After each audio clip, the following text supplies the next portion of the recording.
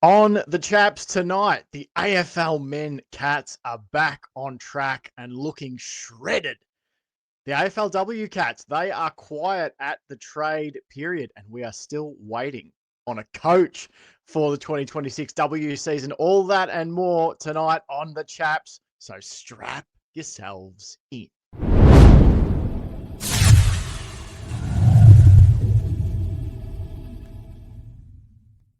Oh, yes, ladies and gentlemen, boys and girls, and everybody in between, welcome to another episode of the Chaps Chat Cats, part of the Hoops Crew Media Network.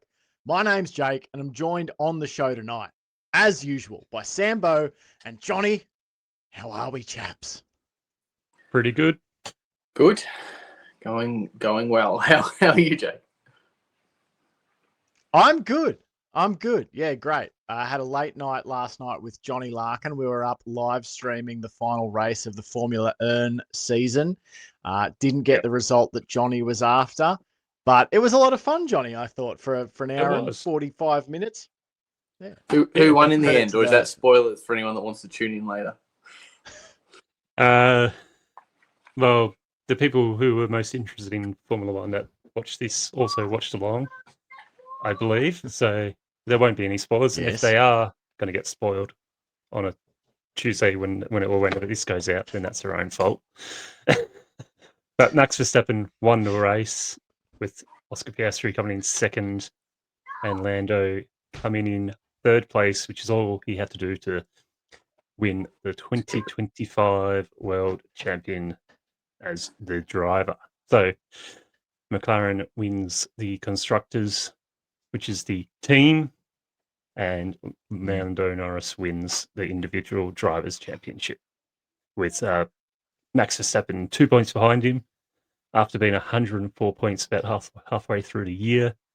And Oscar Piastri was, I think, 13 points behind Lando Norris. Was it an exciting watch, guys, or was it pretty foregone conclusion early? It was. It wasn't as exciting as I was hoping it would be. It was like about halfway through the race. We knew what was going to happen, and it was just that speculation of, will something happen? And with 20 laps left to go, I was like, not much is going to happen, which is unfortunate. It was unfortunate because so many other times on this race, there has been something that happens, and this time, nothing happened. No crashes, no DNFs. Any time on it, because in the meantime, every 3 months, a person is torn to pieces by a crocodile in North Queensland. Yep. Now I've got a long drive, 4 months until the Australian GP in Melbourne in March on the 8th. Poor Johnny's going to have to crawl his way through a long summer without any F1. We're not crawling our way through summer here on the off-season escape. It's true, at least you got cricket. Well, that's right, exactly, Sambo. Johnny can always plug in the F1 movie again and have a look. We know how much he liked it. It's true. Absolutely. On the show tonight, the AFL men are back. Drag on track. They are looking absolutely shredded. I love this time of year, chaps. They come back to the training track and everyone is looking in absolutely mint condition. So we'll talk a little bit about them being back. We'll talk a little bit about faster pussycat kill. So that was your observation, Sambo, about Geelong's recruitment this offseason and speed. And it was something that Nathan Buckley mentioned in an interview on the Cats website about Geelong's endurance and speed. So we'll talk about that. And then we'll talk about at the end of the public show and into the Patreon, a very quiet trade period so far for the AFLW Cats. And we're still awaiting a coaching announcement as well. It seemed like it was going to be a foregone conclusion that the former Demons coach would come on down the highway, but the longer it's dragged on, the more we're beginning to wonder if the obvious choice has slipped through the net. So we'll talk all about that. If you want to get the Patreon show, you know where to go. Over to the Hoops Crew Patreon. You can sign up now for a 7-day free trial. Get extra podcasts, extended podcasts, etc., etc., etc. And you can try that for free for 7 days. All right, chaps, we've got to jump into it. And before we do, we've got one last piece of important business to do, and that is to say a big Hoops Crew Media Network thank you to our media network sponsors, Cyril Cook Florist. You can visit them at Shop 1211 Leather Street in Breakwater. You can phone them up on 035 222 2244, or you can visit them at www.cyrilcookflorist.com.au. Remember, when you're shopping online, use that voucher code GOCATS in the voucher field at checkout. They will knock 20% off your next purchase. Perfect time of year to buy someone some flowers. We've got work dues happening, work breakups, etc. Christmas. We're leading into the festive season, so knock 20% off your next purchase with Cyril Cook just by using that voucher code GOCATS. Cyril Cook, we thank them for their sponsorship. Chaps, let's jump in on the men's side of things to start. The AFL men, they are back on track. And chaps, they are looking fit and fired up. Tanner Bruin looking shreddy Eddie here with a hand pass on the training track. Believe that. I'm trying to see, is that Jed Buse or is that James Warple? I'm not sure. Someone is in full flight there. Where Sam's got his sleuthing, It looks eyes on.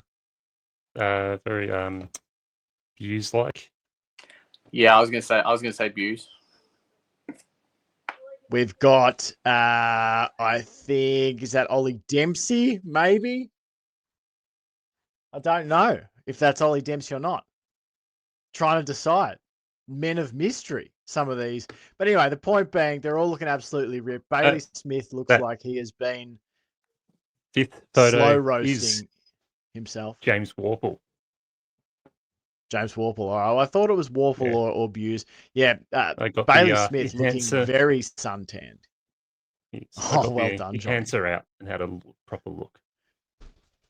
The enhancer. What else do you use that for? Use your imagination. Okay, so it's Tanner Bruin. Tanner Bruin is the one who he's got a slightly lighter set of locks at the moment. I think that's what threw me off in those other pictures. Max Holmes. Anyway, point being, chaps, everyone, let's leave it on this picture of Ollie Dempsey, who looks absolutely fully jacked. Let's see if I can I thought I was going to be able to zoom it in. I was going to say, we could also just look at the bottom page where it says the player's name. Their names. The page. Yeah. Chaps, I was driving home today thinking about talking about this stuff, thinking about talking about the Geelong Footy Club.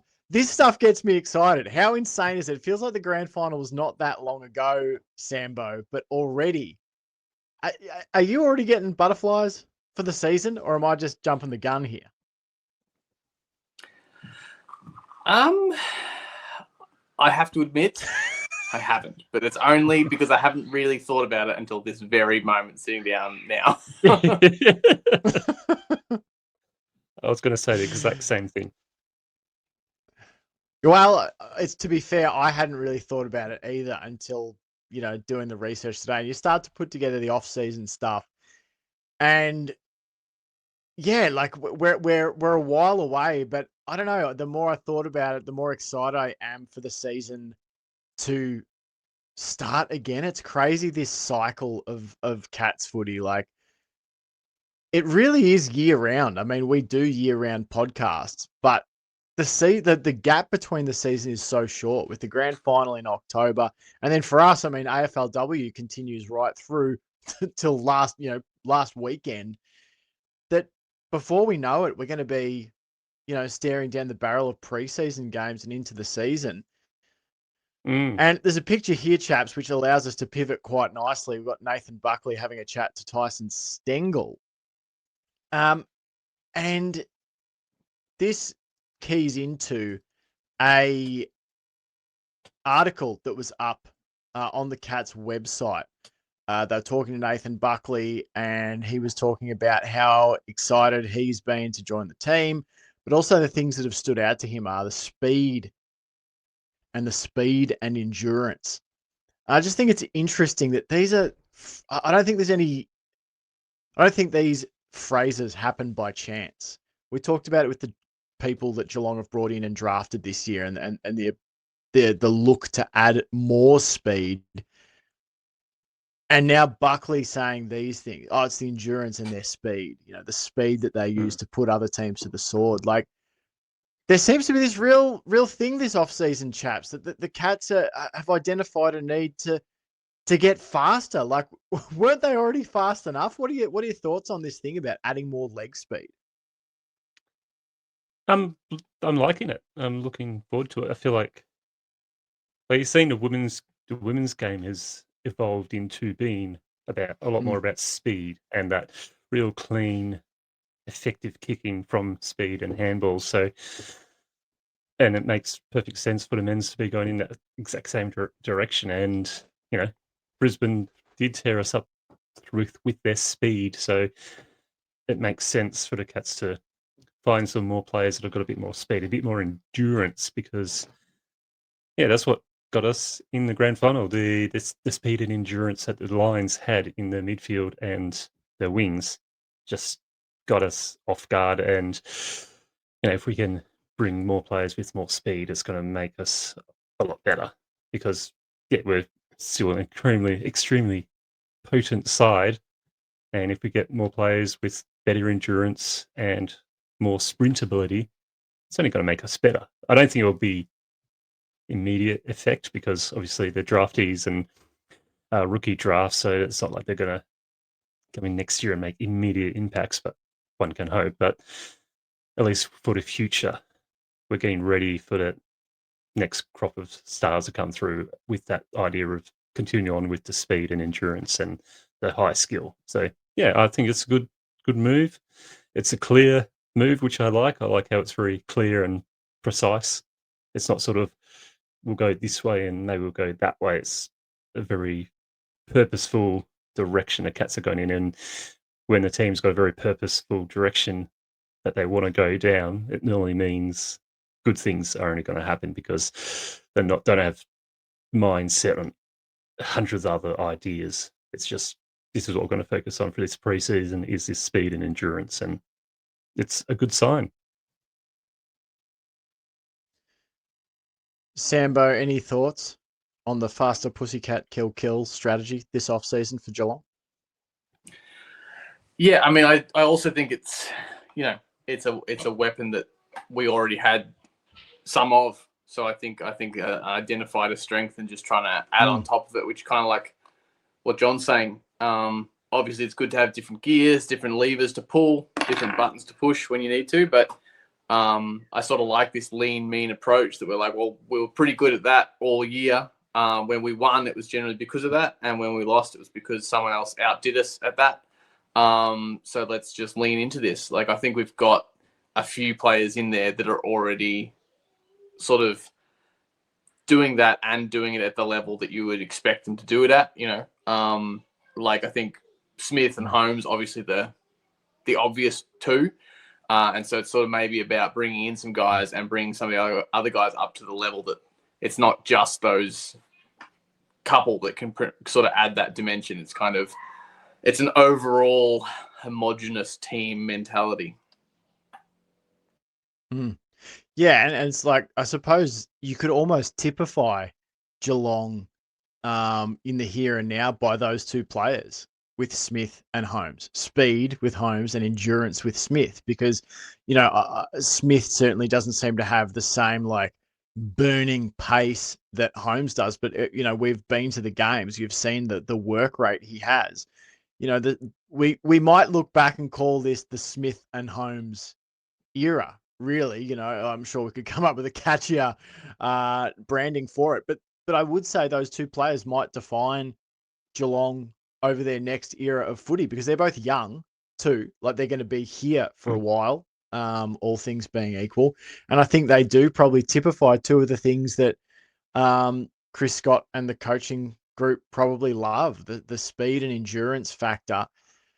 And it's funny, like, we couldn't be further away from those Geelong teams of, like, sort of the 2020, 2021, where it was still about maybe a little bit more ball control, a little bit more methodical ball movement and dour defense. Like 2022, really, they ripped the Band-Aid off and went, let's play to a bit of speed and counter-attacking. And this is like lightning raid Geelong now that we're sort of going toward. That's really exciting. I think it's my favourite kind of footy to play. As you said, Johnny, I think that Brisbane used it to great effect. And I think the thing we would have all identified is that it wasn't that Geelong weren't able to go with Brisbane for patches of the games that we played them last year. I mean, we did beat them in the qualifying final, but it was, did we match up really well when it was depth on depth on depth? Okay, so the first rotation of players, maybe it was all right, we matched up. The second rotation, that's okay. Once you get through that third and fourth rotation of people, did we have what was required to go with them? I would say that was maybe where we got a little bit exposed is harsher than I would like, but it's the word that comes to mind. I think that was where the grand final was won and lost, is that Brisbane are just so deep. And I love that we're adding players like this to deepen the list and put pressure on people. I thought that the draft class of like Jai Clark, Ted Closey, George Stevens, like hard inside mids, put direct pressure on players like Tom Atkins to get better. And Atkins is playing career best footy. So I think adding more guys that are speedy to an already speedy set of players, it puts more pressure on those guys to be, all right, you can be fast, but is your ball use as good as we want it to be? Is your work rate as good as we want it to be? Whatever it might be, I like it. I think it puts pressure on the positions, and I think that's what great teams do. They put pressure on their players to get better by bringing more talent in. So no, I'm very excited by this, chaps. I'm excited. I don't know if I've talked to you, chaps. Are you guys both excited about Buckley being on Geelong's staff? Like, yeah, I'm keen as mustard for it. Absolutely. Like, yeah, very keen. Like, Convincing, it's John. not very. Thank you. It's not very often that you get to get a premier runner-up coach, being an assistant coach, and a player at the level of Buckley's when he was a player, and he got Collingwood to a grand final when, after a pretty poor year the year before, I think under Mick Mono, it might have been 2 years after, but he's got the skills, and I think he understands the game well, and he seems to be able to communicate his ideas pretty clearly and concisely as Chris Scott. Like, I think it's a really smart, clever person to bring into this club. Yeah, I'm all on board with this decision by the Cats.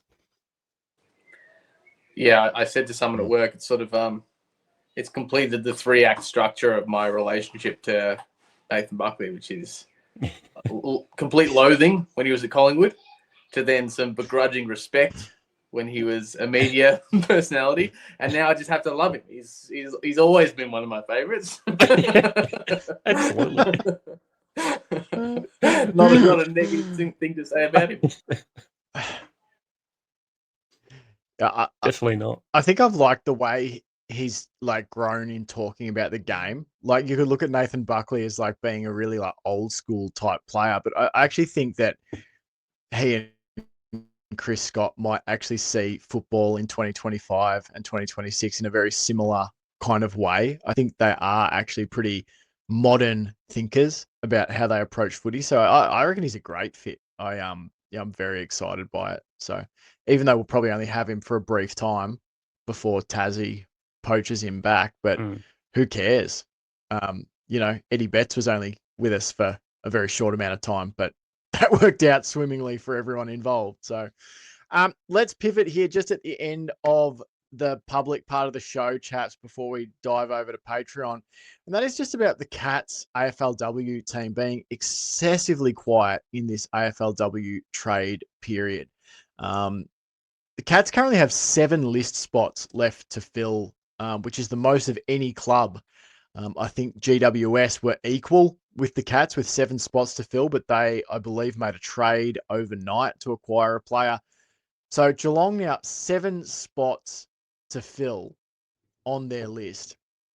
I believe, what is it, 30 list spots total. So that's, it's getting towards a third of the list left to replenish.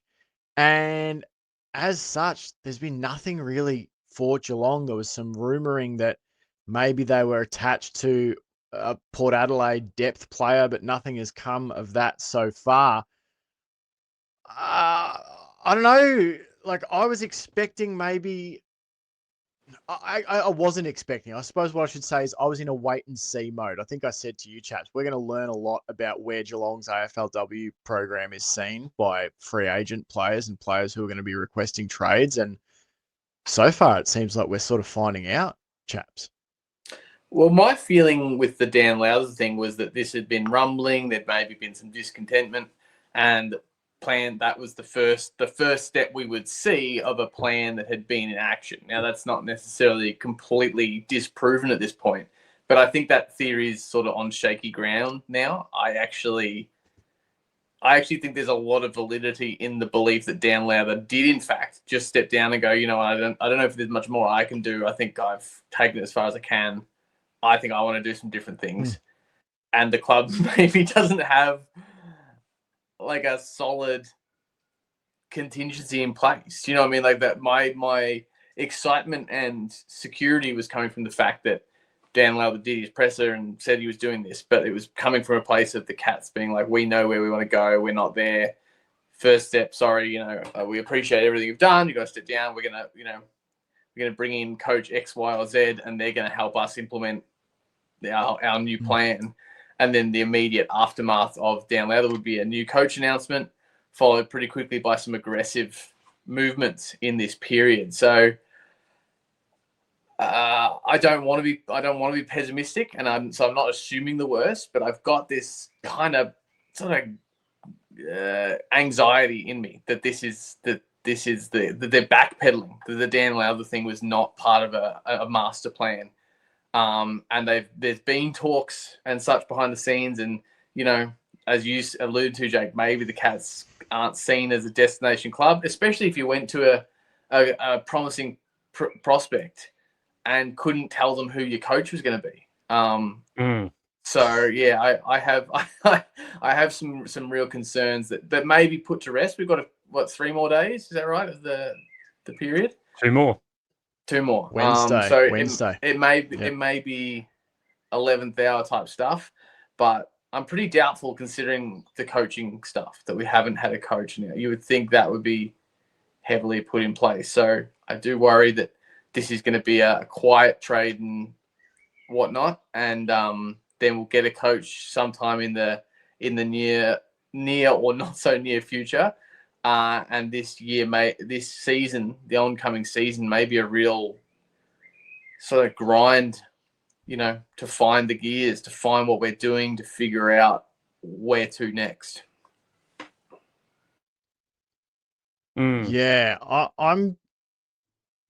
did a little bit of a timeline discussing this stuff in the Hoops Crew Discord. It's been good. There's been a lot of active off-season chat in the Hoops Crew Discord about the AFLW team and where people want to see it go. And I went back for a bit of context because I was like, look, maybe this is just how it happens sometimes. Maybe it's normal for clubs in the AFLW because of how the season works and the timing of everything. Maybe this is normal that clubs go through, trade cycles, draft cycles all the time without a head coach in place. And so I looked back at 2021, which was the last time we had a coaching transition. And if you remember, 2021, the AFLW season still happened in the first quarter of the year. So it was still in that sort of January, February, March kind of period where the AFLW was played. So Cats finished bottom 2 that season. Paul Hood, the coach, then stepped down in May. On June 28th, Dan Lowther was appointed coach. So it was about a month afterwards that Dan Lowther stepped in. Now, trade and free agency period that year ran from the end of May to the 9th of June. So Dan Lowther wasn't in place for the trade and free agency period. However, the draft that year was on the 27th of July. So Dan Lowther had been in the building for a month month by the time that the AFLW draft rocked around. This year, we go trade and free agency, I think from the 4th to the 10th. And then on the 15th of December, we have our draft. So we're only, a week? Yeah, a week away from the AFLW draft. So that does concern me. The previous history sort of showed that, well, we had the trade free agency thing is what it is.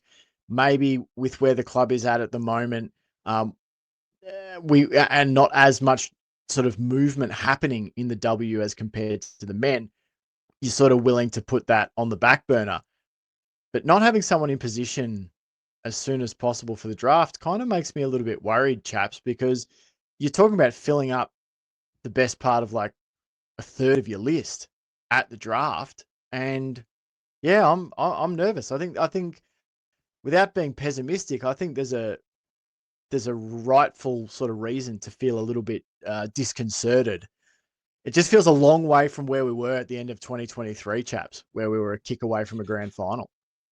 Yeah, it is a bit worrying that everything you guys have said is happening. Like the fact that when you're trying to bring a player to your club and you're saying we don't have a coach yet, so those players are going to go, okay, so I don't know what my position is. Not going to know what the game plan is, what your identity is. It is feeling all very like worrisome, and it felt like when Dan Lowther stepped down, and then the Melbourne coach Mick Senior, he also stepped down. Was like, there's been words in the background that Mick Senior is going to come in just before the draft and just before trade and start rebuilding this list from ground up or whatever and taking it in a direction. But with no news for what's seeming like ages, yeah, it's really is starting to get the old nerves a bit worried on what's happening with the AFLW side, because yeah, we desperately need to hear news on the coach, because otherwise it just feels like nothing's happening. And with no news in the trade, it feels like the Cats have just chucked everything on the back burner and waiting to see what happens. And yeah, and we've got so many list spots. Sorry, John. And we've just got so many list spots to fill. That's the other big worry as well. Yeah, we'll jump over to Patreon to continue this conversation, but to sort of foreshadow it, I'm drastically changing my expectation of what to anticipate going into 2026. Like, I'll be honest, the Cats delisted Caitlin Thorne. I don't know if you chaps had seen this. So that was the seventh vacancy that we'd made. And look, I think if you want to be optimistic, the idea is that you could sell yourself on the thought that, well, Mick Stanier, he's the obvious candidate. He's just come off, 10 years back to back to back at Melbourne. It was a long season with a finals campaign in it. He wanted to have a couple of weeks away. The Cats are okay with that, but maybe, although while there's maybe still, I don't know, contract being sorted out or whatever, maybe remotely he is liaising with his vision and that sort of thing, and something's being put in place. That could be the optimistic point of view, to think, well, the obvious, it's so obvious that it will happen, and it's so obvious that there's no need to rush it. The pessimist side is that in addition to Geelong being open, a number of other attractive spots have also opened. Sydney Swans is a job that is currently open. And I know that you could look at, Mick Stanier and go, well, he lives on the Surf Coast, so why would he go to Sydney? Well, people move all the time for work. Like, I know the AFLW is a little bit different, but there are a number of spots open. And so maybe the obvious choice, maybe the obvious openings weren't so obvious to that person in the end. I'm just really interested to see how all this pans out. I'll be really excited if we do land Mick Stanier. But this isn't a situation for me where no news is good news at this point. I would like to hear something, and I would like to hear something by the draft, because I think it's important to have that figurehead there who's communicating that vision. But maybe that's ignorance on my part. Maybe it's not that important, but it seems to be fairly important at every other football club. When you look at like the AFL men's, there's not a lot of AFL men's teams going into their drafts. Sans a head coach. So, all right, that is enough from us. Quite enough from us here on the public part of the show. We're going to duck over to Patreon and continue to have a chat about this and whatever else we feel like chatting about. Until then, please smash that subscribe button, hit the like, follow us for all of your Geelong Cats coverage, even through the warm, long days of the off-season. Sambo, Johnny, thanks for jumping on. Thank you. No worries. Go Cats. Go Cats. Go Cats.